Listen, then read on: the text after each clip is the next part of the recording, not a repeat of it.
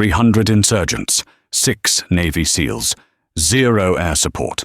They were trapped in a valley known only as the Graveyard of Empires, waiting for the final mortar shell to end their lives. But just as the enemy prepared the kill shot, the radio, which had been silent for hours, suddenly crackled to life. A ghost from the past had been watching, and he had a bullet with their name on it. This is the story of Operation Black Ridge. The heat in the Petch Valley didn't just burn, it had weight. It pressed down on the shoulders of Lieutenant Sarah Valkyrie Jensen, the first female platoon commander of SEAL Team 4's Echo Unit. The dust tasted like copper and ancient dirt, coating the back of her throat as she signaled for a halt. They were deep in hostile territory, 12 clicks from the extraction point. The mission was supposed to be a standard recon sweep of a suspected arms cache near the village of Wanat. Intelligence had promised a low-threat environment. Intelligence was wrong. "Miller, check the ridge," Sarah whispered into her comms, her eyes scanning the jagged limestone cliffs that towered above them like the teeth of a predator. Petty Officer First Class. David Miller shifted his weight, aiming his thermal optics toward the high ground. "Heat signatures are negative, LT. But I don't like the silence. Even the goats aren't bleating today." "Keep moving," Sarah commanded, though the hairs on the back of her neck were standing on end. "Double time to the defilade." The 6-man squad moved with fluid precision.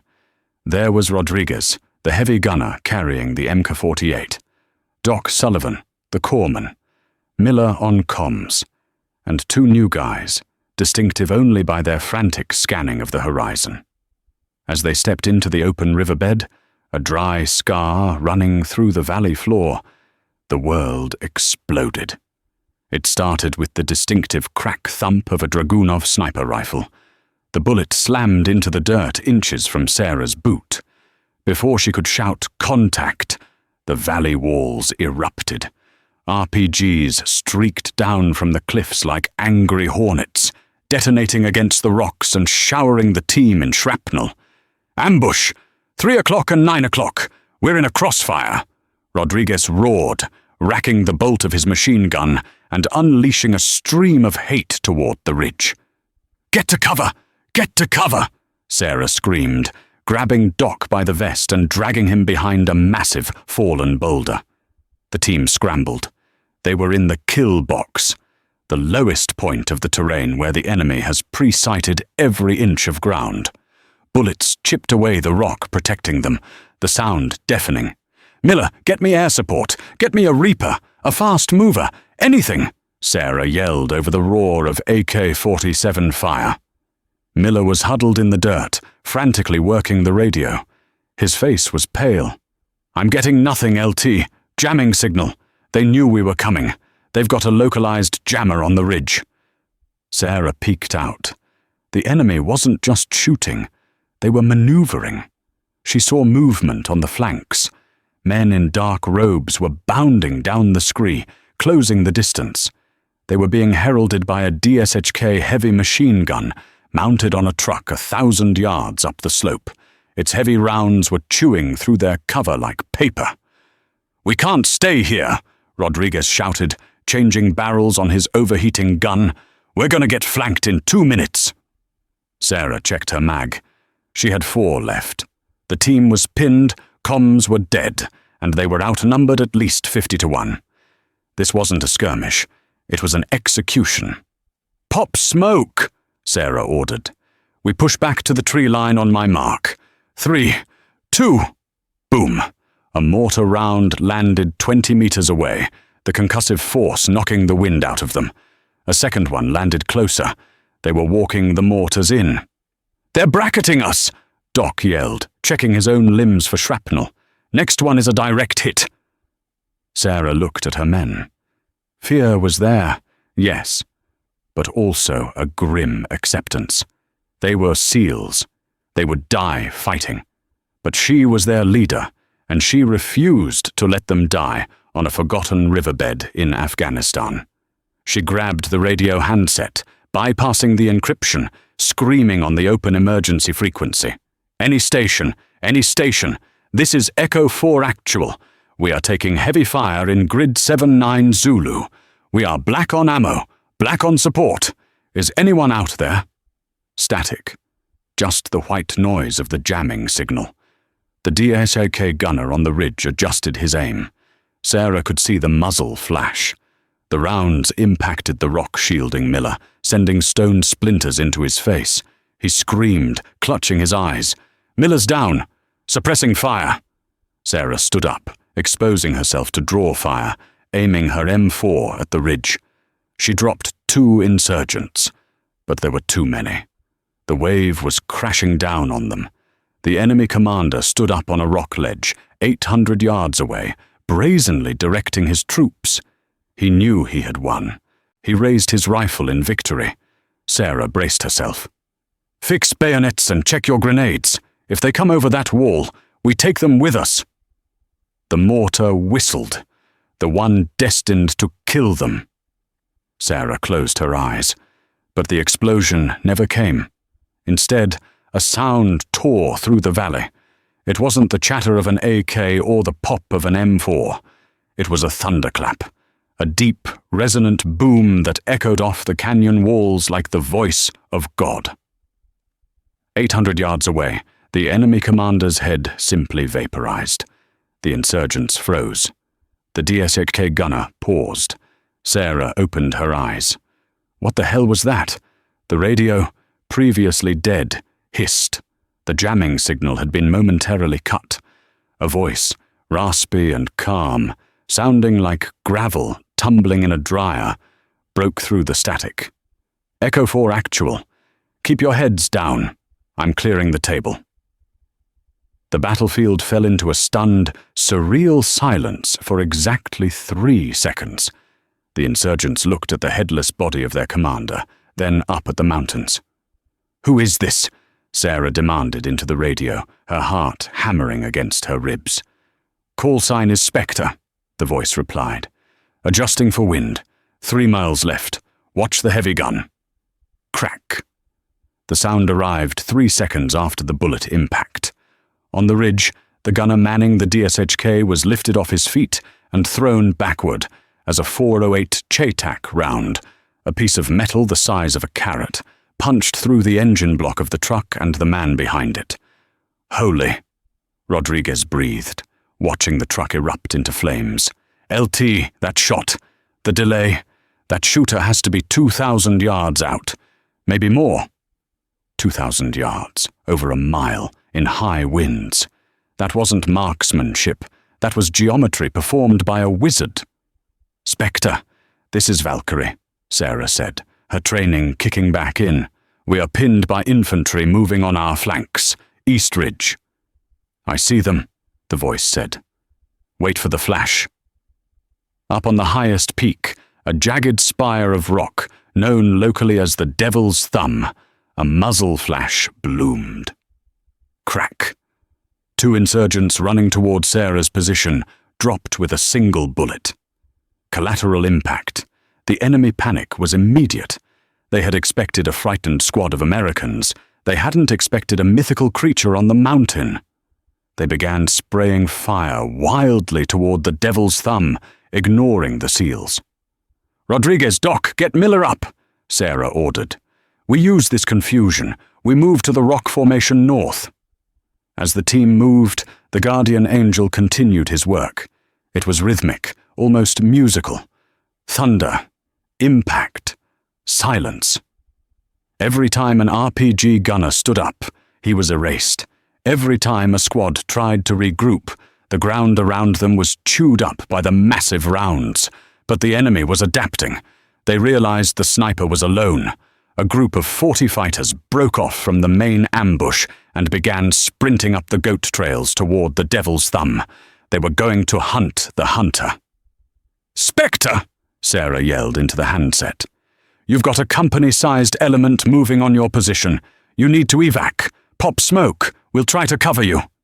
The laugh that came over the radio was dry and devoid of humor. "Negative, Valkyrie. My legs aren't what they used to be. Besides, I've been waiting a long time for a target-rich environment." Sarah froze. The tone, the cadence. She recognized it. Not from a person, but from a recording. In Bud's training, they played tapes of legendary comms chatter to teach calmness under pressure. There was one tape from 2004, the Battle of Fallujah. A sniper who held a rooftop for 3 days alone. His name was Master Chief Elias Thorne. But Thorne was dead. He had been listed purely as MIA, presumed killed in a helicopter crash in this very valley 7 years ago. "Spectre?" Sarah asked, her voice trembling slightly. Is that Master Chief Thorne?" A long pause. The background noise of the sniper working his bolt-action rifle filtered through. "Thorne is a ghost, Lieutenant, and ghosts don't evac. Now get your team to the LZ. I've bought you a window." "We are not leaving you," Sarah shouted. "You have a wounded man and intel to deliver. That is the mission. I am the asset that is expended to ensure mission success. That is the job. Out!" The line went dead. Up on the mountain, the tracers were converging on the Devil's Thumb. The insurgents were closing in. They were mortar striking the peak. Sarah looked at her team. Miller was bandaged but conscious. Rodriguez was reloaded. They were safe. The path to the extraction point was open. They could walk away. She looked at Rodriguez. He looked back, his face grim. He knew the code as well as she did. You never leave a teammate behind. "LT," Rodriguez asked. "What's the call?" Sarah looked at the peak, shrouded in smoke, where a single man was fighting an army to save them. "New mission," Sarah said, racking her charging handle. "We're going up."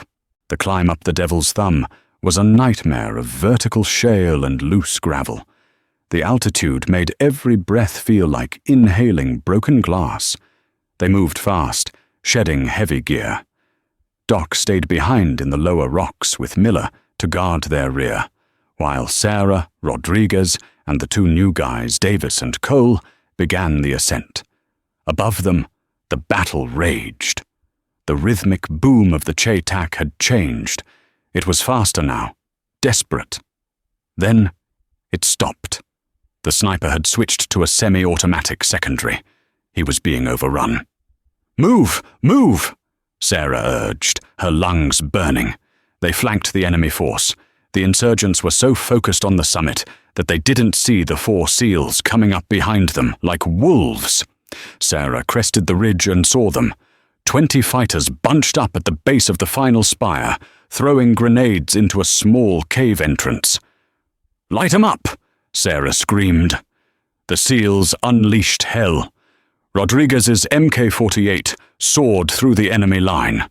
Sarah and the others picked off the stragglers with precision shots. Caught between the hammer of the SEALs and the anvil of the sniper, the insurgents crumbled. Bodies tumbled down the steep cliffs. Within minutes, the ledge was clear. "Clear!" Rodriguez yelled. Sarah rushed to the cave entrance. It was a small, hidden overlook, camouflaged with local netting and rocks. The smell of spent brass and old blood was overpowering. Sitting against the wall of the cave was a man who looked like he had been carved out of the mountain itself. He had a long, grey beard matted with dust. His gear was a patchwork of old woodland camo and local wool robes. He was bleeding bad. A piece of shrapnel was lodged in his side, and his left arm was shattered. He held a pistol in his good hand, aimed at the entrance. When he saw Sarah, he didn't lower it immediately. His eyes were piercing blue, shining with a terrifying intensity. "I told you to leave, Lieutenant," he rasped. Sarah holstered her weapon and knelt beside him, applying pressure to his wound. "And I disregarded that order, Master Chief. SEALs don't leave SEALs." Elias Thorne looked at her, really looked at her, and let out a wheezing chuckle. He lowered the gun. "You're just as stubborn as I was." "Why?" Sarah asked, tightening the tourniquet. Why stay here? They said you died in the crush 7 years ago. Thorn winced, coughing up blood. I survived, crawled out. But my team didn't. I couldn't go back to the world, Lieutenant. I couldn't sit in a bar and tell stories. So I stayed. I watched the valley. I made sure that when units like yours got into trouble, the mountains would answer. He was the guardian of the Petch. For 7 years he had been the mysterious force that the locals feared, the Jinni that killed bad men in the night. "We're getting you out, Elias," Sarah said firmly. "Rodriguez, grab his other side." "No," Elias growled, trying to push them away. "Look at the radar, Lieutenant." Sarah looked at the small, battered tablet Elias had rigged to a portable satellite dish. It showed a massive heat bloom moving toward the base of the mountain. "Reinforcements," Elias said. "Hundreds of them. They're coming to finish this. If you carry me, we all die. I can hold the peak. I still have the explosives rigged." "What explosives?" "The whole peak," Elias smiled, a bloody wild grin. "I rigged the Devil's Thumb to blow years ago, just in case." Sarah stared at him. "You want to bring the mountain down on yourself?" "On them," Elias corrected. "It's the only way you get your boys out. You run. I blow the top. The landslide takes out the pursuit." "No," Sarah said, tears stinging her eyes. "Sarah," Elias used her first name, his voice suddenly gentle. "You are the leader now. Make the hard call. Save your team. Let an old dog have his final hunt." The sound of shouting voices drifted up from below. They were minutes away. Sarah looked at Rodriguez. He was shaking his head, but he knew. They all knew. She grabbed Elias's hand. It was rough, callous, and warm. "It was an honor, Master Chief." "The honor," Elias whispered, "was seeing that the teams are still in good hands. Now go! Run!" The descent from the Devil's Thumb was a blur of controlled chaos and adrenaline. It wasn't a run. It was a desperate, tactical slide down shale that cut into their palms and knees. Every step away from the cave felt like a betrayal, a heavy stone sitting in the pit of Sarah's stomach. "Rodriguez, move your ass!" Sarah screamed, grabbing the gunner's harness as he stumbled. Rodriguez looked back up the trail, his face streaked with sweat and grime. "We can't just leave him, LT. He's one man against a battalion." "He's not a man anymore. He's the mission." Sarah shoved him forward, her voice cracking. "Don't let his sacrifice be for nothing. Move!" They crashed through the lower brush, lungs burning in the thin mountain air, finally breaking through to the extraction point, where Doc Sullivan was shielding Miller. Miller was pale, his flight suit soaked in blood, but he was still gripping his rifle. The sky above them tore open. "Guardian Actual to Echo 4, the pilot's voice crackled, calm amidst the storm. "I have visual on your strobes. Coming in hot. You have 30 seconds before we are bingo on fuel and ammo." The HH-60 Pave Hawk roared over the tree line, banking hard. The rotor wash kicked up a blinding vortex of brown dust and debris, stinging their eyes. As the bird flared for landing, the door gunners immediately opened up with their miniguns, sending streams of red tracers into the tree line behind the seals. The enemy was right on their heels. Bullets pinged off the helicopter's fuselage, sounding like angry hail. "Go! Go! Go!" the crew chief screamed, waving them in. They threw Miller on board first, then scrambled onto the metal deck plates. Sarah was the last one on. She grabbed the handle, pulling herself up as the helicopter lurched into the air, the wheels barely clearing the rocks. As they ascended, the perspective shifted. The valley floor dropped away, revealing the terrified scale of what was coming. A literal army of insurgents was swarming up the goat paths, a dark tide of hatred flowing toward the peak of the Devil's Thumb. Sarah didn't strap in. She sat on the edge of the open door, her legs dangling over the void, staring back at the jagged spire of rock. "Wait," she whispered, her hand tightening on the doorframe. "LT, sit down!" the crew chief yelled. "Wait!" High up on the peak, a single red flare sputtered to life. It was a dying star against the grey stone. Elias's final salute. The explosion, when it came, was not a sound. It was a displacement of the world. First, the base of the Devil's Thumb seemed to liquefy. Then, the charges Elias had planted years ago, deep in the fault lines of the rock, detonated in a ripple effect. The sound hit the helicopter a second later, a concussive roar that rattled the teeth of everyone on board. "Holy Mother of—" Rodriguez breathed. The top third of the mountain, millions of tons of granite and limestone, sheared off in slow motion. It was a geological catastrophe. The landslide didn't just fall, it devoured. It cascaded down the slopes, a white tsunami of dust and boulders the size of houses, swallowing the goat paths, the cave, and the hundreds of enemy fighters climbing toward the summit. In 10 seconds, the topography of the Pech Valley was rewritten. Where there had been a war, there was now only a massive, silent tomb of grey dust. Sarah leaned her head back against the vibrating metal wall of the helicopter, the adrenaline crashing out of her system, leaving a hollow ache. She closed her eyes, and a single tear tracked through the camouflage paint on her face. "He didn't just hold the line," she whispered into the wind. "He buried it." 6 months later. The auditorium at the Naval Amphibious Base in Coronado was silent. The air conditioning hummed, a stark contrast to the heat of the valley.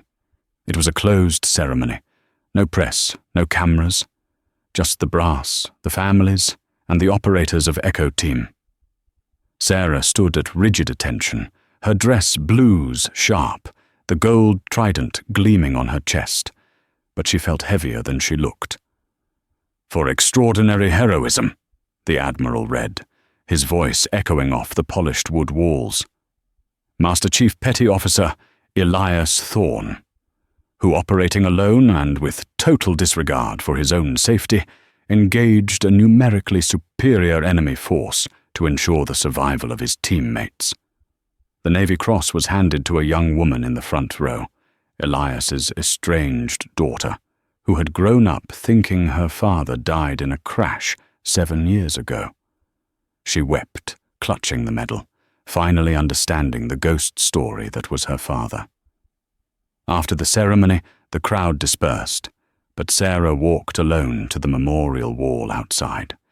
The Pacific Ocean crashed rhythmically in the distance. She traced the names etched into the cold marble until she found him. Elias Thorne.